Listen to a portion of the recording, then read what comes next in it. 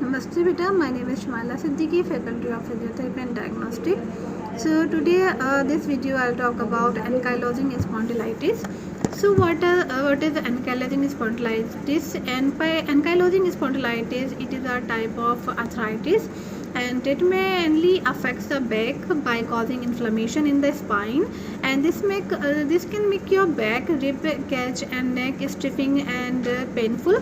So it's often starts in the people who are in their late teens, teenagers or 20s. In response to the inflammation, the body produces extra calcium around the bones of the spine, and this can make extra bits of the bone growing and causes the back and neck to be the more stiffness.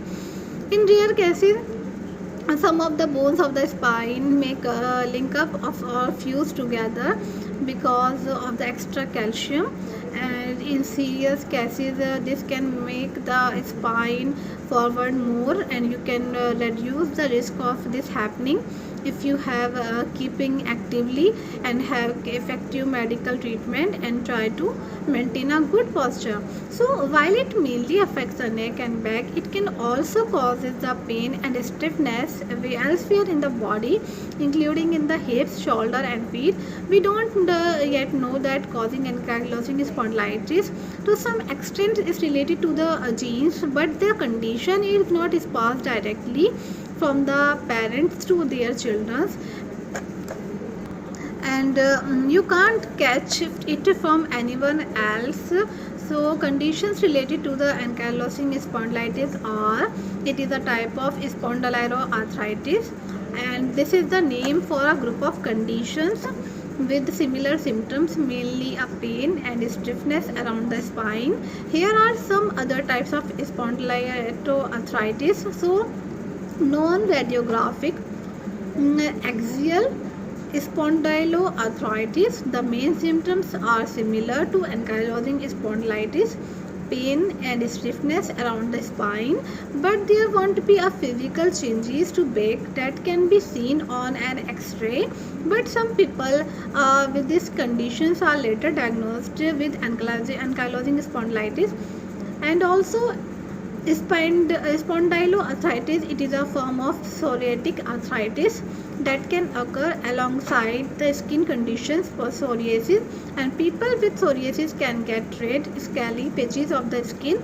And also reactive arthritis is diagnosed when the arthritis is the reactions to an infection related to the enthesitis related to the juvenile idiopathic arthritis. It is a name used when the children and teenagers develop inflammation in entheses and the sites where tendons and ligaments attach to the bone. So the rest of this content refers to ankylosing spondylitis.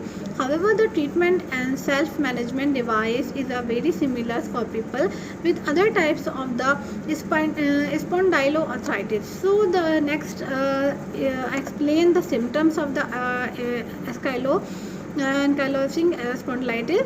In the early stages, ankylosing spondylitis is likely to cause stiffness and pain in lower back in the early morning that lasts at least 30 minutes, and then pain that wakes you in the night, and pain also in buttocks and sometimes the back of the thigh, and the condition can sometimes be mistaken for the common backache.